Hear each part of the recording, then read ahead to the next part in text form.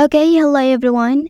Here I want to provide tutorial on how to save battery on Samsung A35 5G device.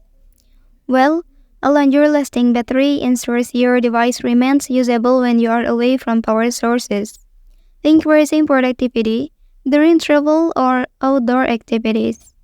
So let's go to the tutorial. Alright, here are the steps. First, you can enable adaptive brightness and dark mode.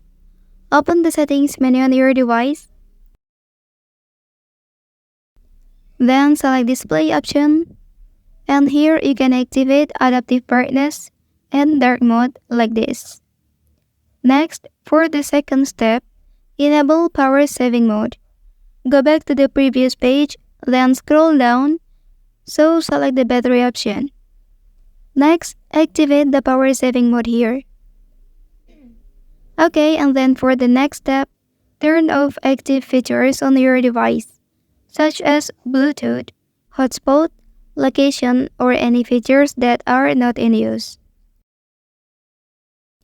Okay, that's the tutorial on how to save battery on Samsung A35 5G device.